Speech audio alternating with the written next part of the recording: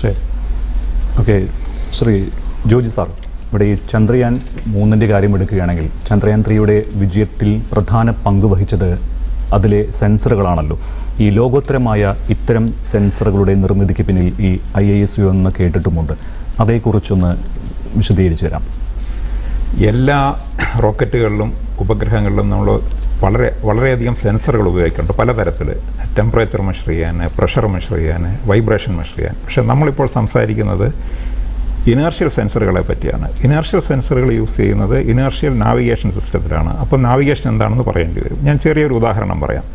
ഞാൻ ഈ പ്രോഗ്രാമിൽ പങ്കെടുക്കാനായിട്ട് വന്നത് നമ്മുടെ വട്ടിയൂർക്കാവിലുള്ള ഇനേർഷ്യൽ സിസ്റ്റംസ് യൂണിറ്റിൽ നിന്ന് കുടപ്പനക്കുന്നിലുള്ള ദൂരദർശൻ കേന്ദ്രത്തിലേക്കാണ്. ഞാൻ വന്നത് ഒരു കാറിലാണ്. കാറിനൊരു ഡ്രൈവറുണ്ട്.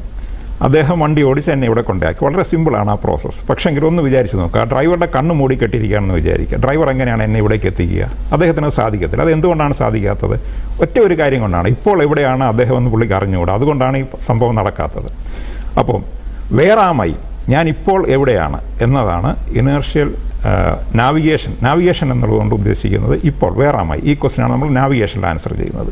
പക്ഷേ പുള്ളിയുടെ കണ്ണ് മൂടി കെട്ടിയിട്ടില്ല, പുള്ളിക്ക് എല്ലാം കാണാം. പക്ഷേങ്കിൽ ഒരു ജംഗ്ഷനിലേക്ക് വന്നു. ഇനി എങ്ങോട്ടാണ് തിരിയേണ്ടത്?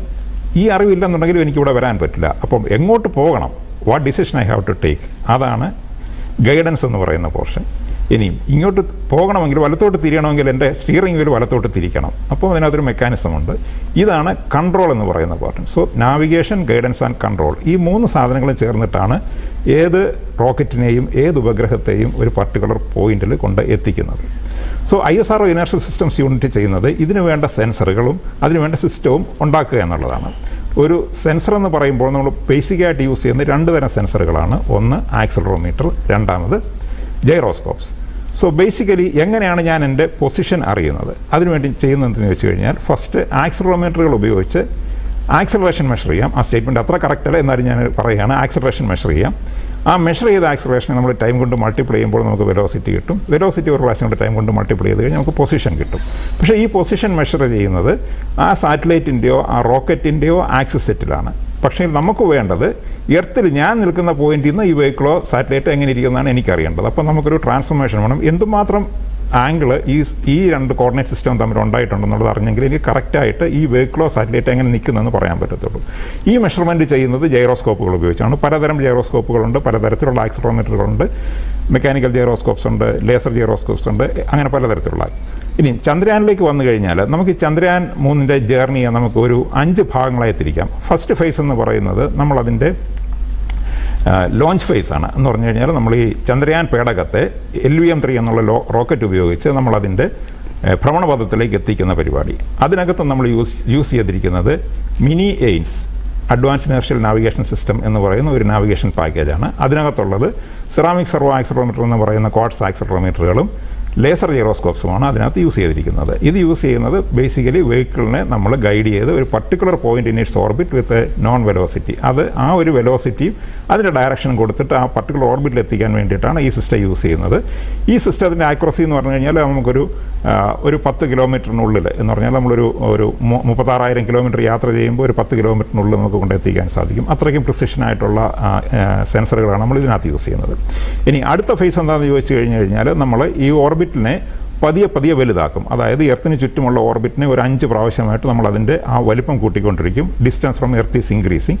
അതിന് വേണ്ടിയിട്ട് നമുക്ക് 2 കാര്യങ്ങൾ ചെയ്യണം. ഒന്ന്, ഈ ത്രസ്റ്ററുകൾ ബേൺ ചെയ്യണം. ത്രസ്റ്റർ ബേൺ ചെയ്യുമ്പം എന്തുമാത്രം ഫോഴ്സാണ് ഇതിൽ ഈ സാറ്റലൈറ്റിലേക്ക് വരുന്നത് അതിന് പ്രൊപ്പോർഷണലായിട്ടാണ് അതിനകത്തേക്ക് ആക്സിലറേഷൻ ഉണ്ടാകുന്നത്, അതിൻ്റെ വെലോസിറ്റി ഇൻക്രീസ് ചെയ്യുന്നത്. ഈ വെലോസിറ്റിയാണ് ഫൈനലി അതിന് ആ പർട്ടിക്കുലർ ഓർബിറ്റ് കൊടുക്കുന്നത്.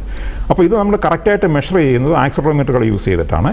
ഇതിന് വേണ്ടിയിട്ട് സാറ്റലൈറ്റിന് ആക്ച്വലി ചന്ദ്രയാൻ 3 പേടകത്തിനകത്ത് 2 ഭാഗങ്ങളുണ്ട്. ഒരു പ്രൊപ്പൽഷൻ മോഡ്യൂളും ഒരു ലാൻഡർ മോഡ്യൂളും ഉണ്ട്. പ്രൊപ്പൽഷൻ മോഡ്യൂളിൽ നമ്മൾ IRAP എന്ന് പറയുന്ന ഒരു യൂണിറ്റാണ് യൂസ് ചെയ്തിരിക്കുന്നത്. അതിനകത്ത് നമുക്ക് ഒരു ടൈപ്പ് ജൈറോസ്കോപ്സും ഈ സെറാമിക് സെർവോ ആക്സിലറോമീറ്ററും ഉണ്ട്.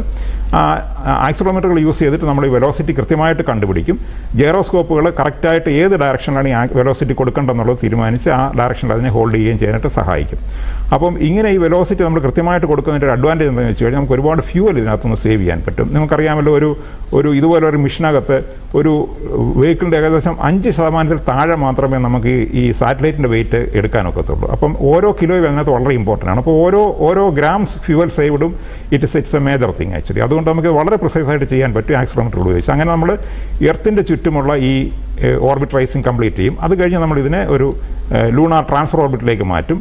ആ ഓർബിറ്റിൽ നിന്ന് നമ്മൾ ഇതിനെ വളരെ പ്രിസൈസായിട്ട് നമുക്കിതിനെ ചന്ദ്രൻ്റെ ആകർഷണ വലയത്തിലേക്ക് ആക്കണം. അതെന്ന് പറഞ്ഞാൽ വളരെ കോംപ്ലിക്കേറ്റഡ് ഒരു പ്രോസസ്സാണ്.